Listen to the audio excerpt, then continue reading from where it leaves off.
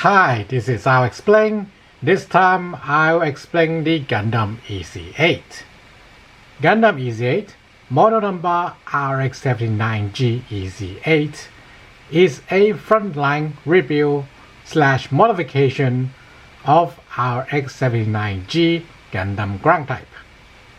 Gundam Ez8 was fabricated by the armorers of the Far East Theater Mechanized Hybrid Battalion of the Federation Army, where the 08th MS team belonged.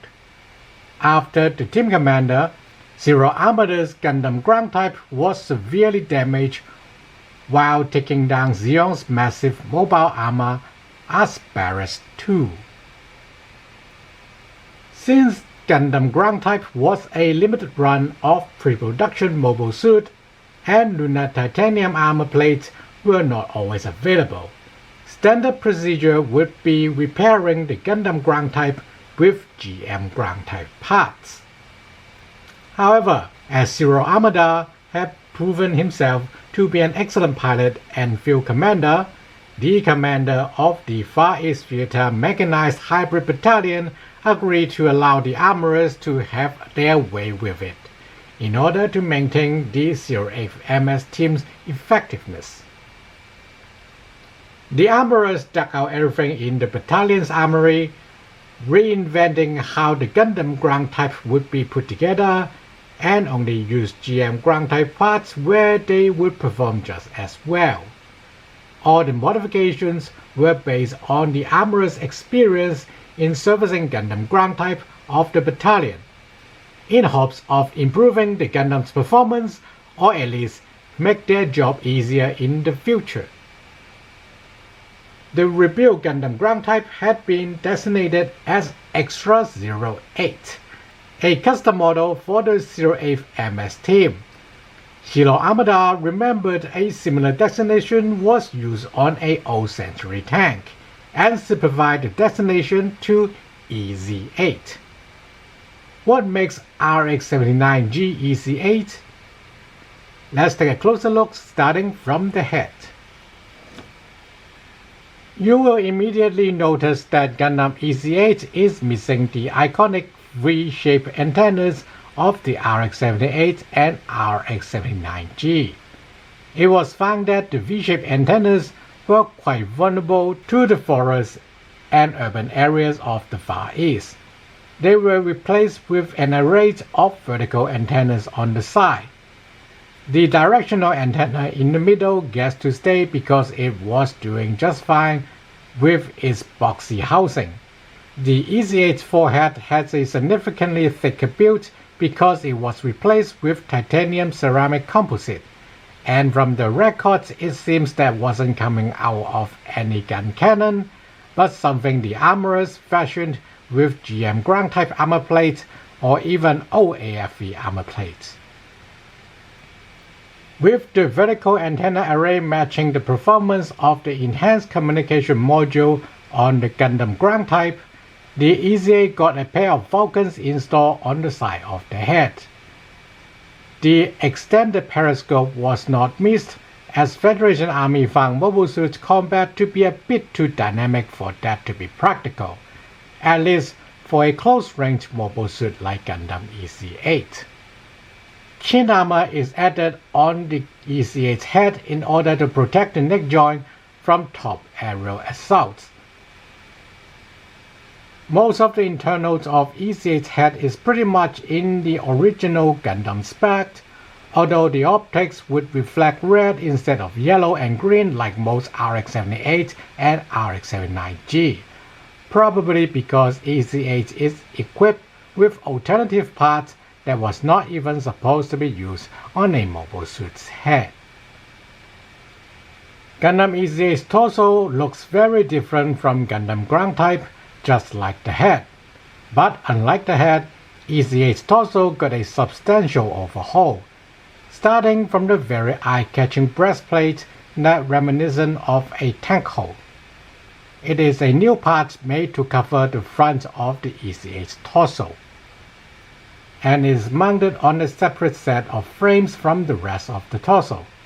The benefit of this design is that the breastplate would be one of the most frequently hit area on Ez8, so putting it on a separate frame allowed the breastplate to be replaced without the need to mess around with the rest of the torso.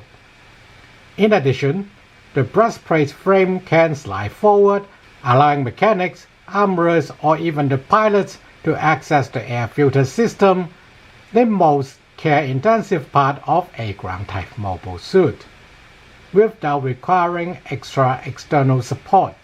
Sadly, this gimmick is not replicated on this G-frame, but otherwise the whole beige part on the top and front would slide out.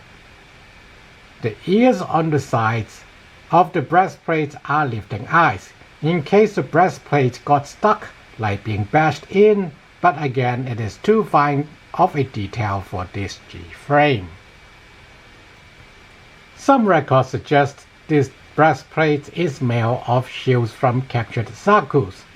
However, given how rare it is for any Federation mobile suit to use a Zaku shield during and after the One-Year War, it is more likely that the breastplate is made of Federation shields, since those shields supposed to have the same performance as lunar titanium when used as a complete system. The cockpit is still located right at the middle and accessed from the hatch on top. Do note the original cockpit armor compartment is still intact, so Ez8's pilot is protected by more than double the amount of armor compared to Gundam ground type from the front, and benefit from a space armor effect against impact on the breastplate. The lower hatch is omitted to fit the turret module. Beside the turret module is a pair of vents. The turret module has a small caliber Vulcan and targeting module built into it. It is designed to observe around the lower half of the mobile suit that would be otherwise very hard to see, to catch and counter ambushes. You may wonder where the multi-weapon module had gone, and it is completely removed. At first, the Federation Army removed it on the GM ground type because they wanted to lower the production cost, and later it seems no one missed them. The Federation Army did supply hand-thrown grenades to their mobile suit like the Space Force later, so the capability was not lost to Federation Army's mobile suits.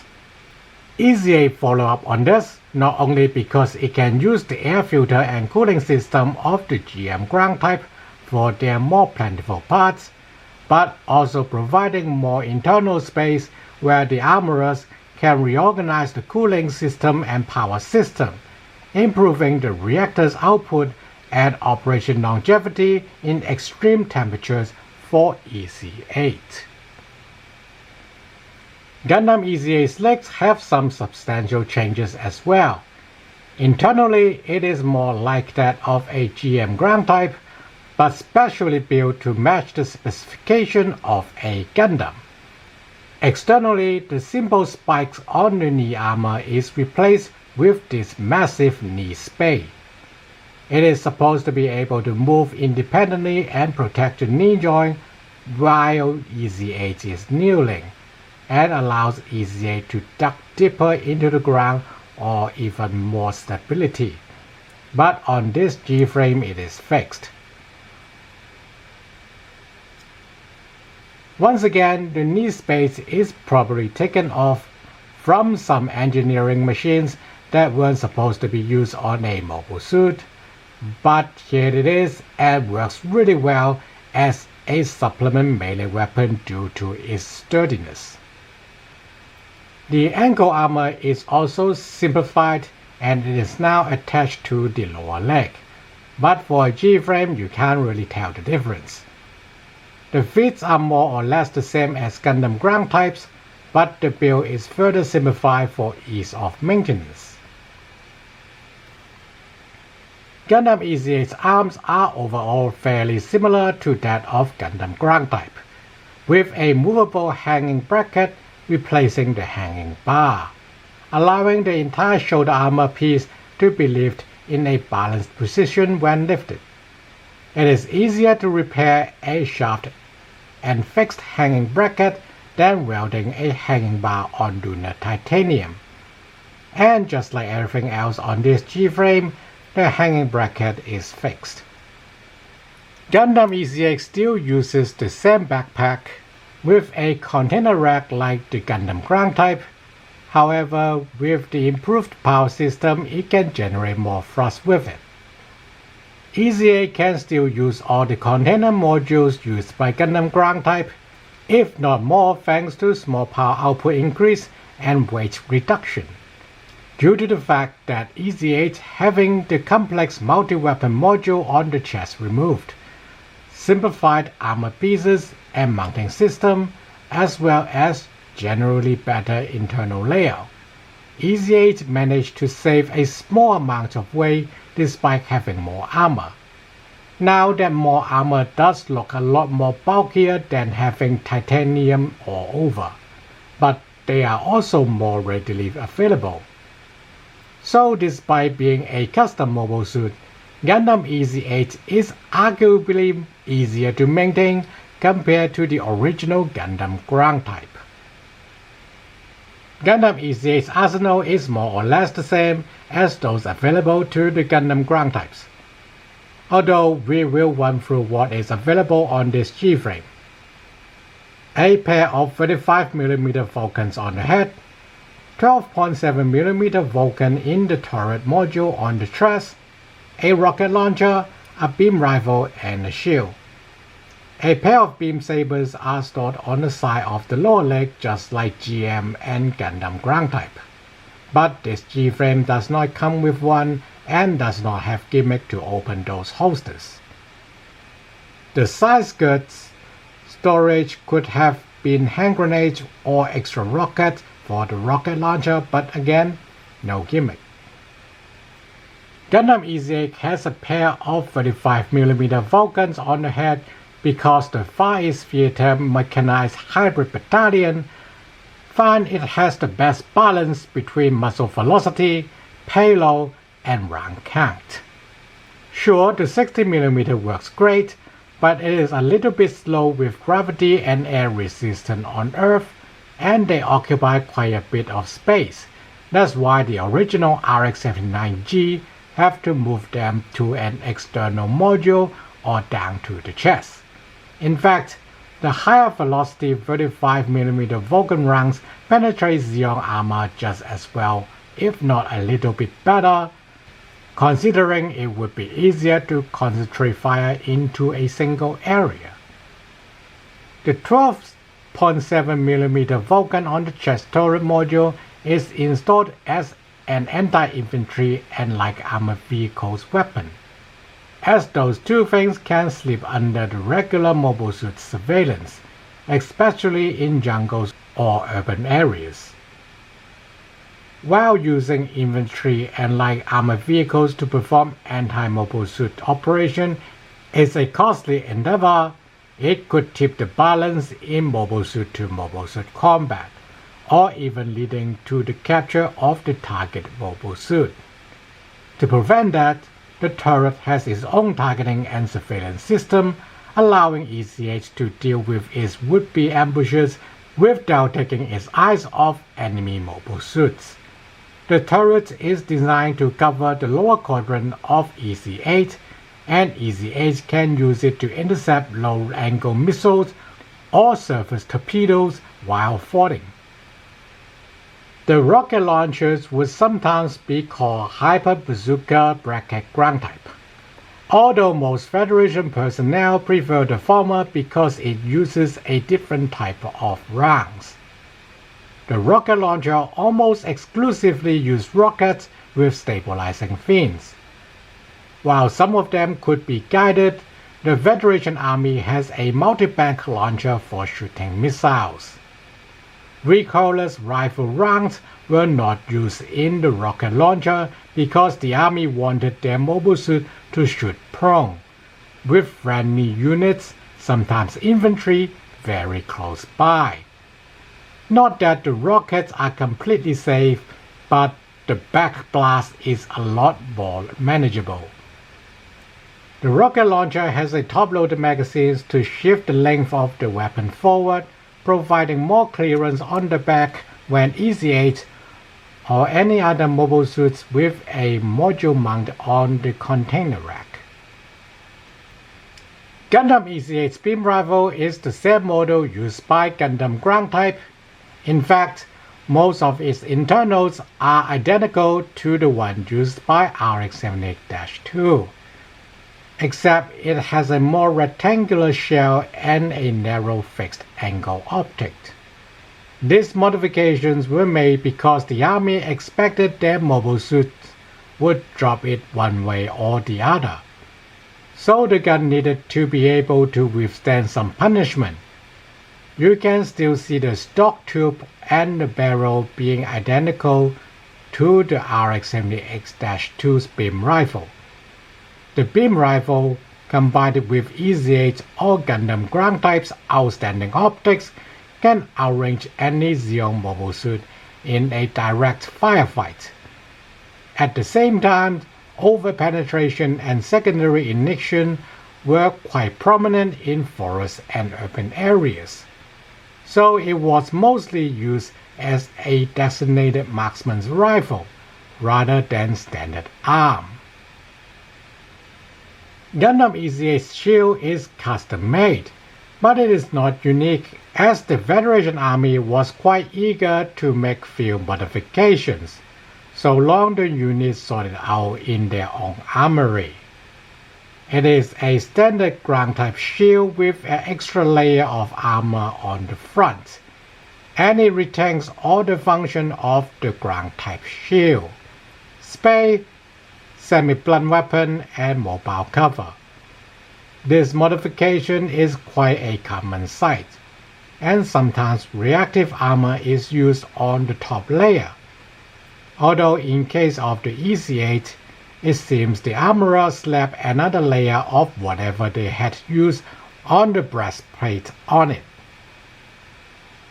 Gundam Ez8 has its decor changed to beige and turquoise to match with the rocky Tibetan plateau where it was deployed, although there were quite a lot of woodlands and urban area there during the 1-year war, but it certainly did not stick out like a sore thumb like the red and the white and the blue like Gundam ground type that did not have camo paint job.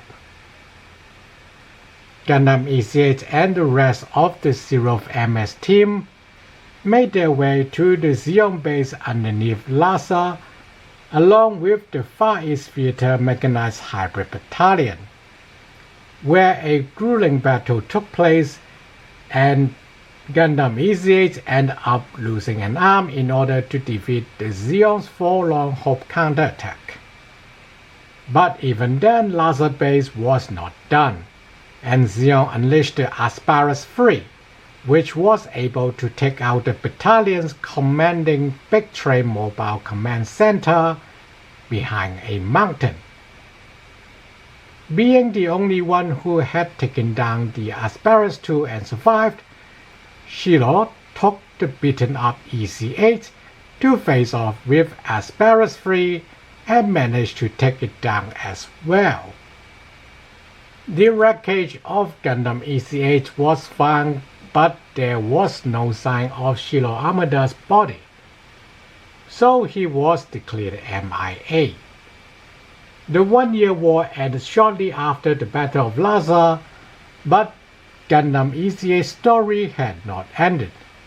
With such an impressive combat record, the Federation Army wanted to introduce the Gundam Ez8 to space and gain the upper hand in the post-war power struggle between the Federation armed forces. They planned several prototypes but were eventually scrapped with the Federation Force Reconstruction Project. That is not to say Gundam Ez8 had no legacy to speak of. The Federation Force continued to use Gundam Engineering ground type as testbed after the war and Federation Force Reconstruction Project, which you can quite often see influence from Gundam Ez8, like the inclusion of chin guard and a simple but up-armored torso. Gundam Ez8 also paved the way for Federation to accept bulkier mobile suit designs, especially those can reduce overall cost and time on production and maintenance. But most importantly, Gundam Ez8 demonstrated Gundam does not need a set of V-shaped antennas. Thanks for watching.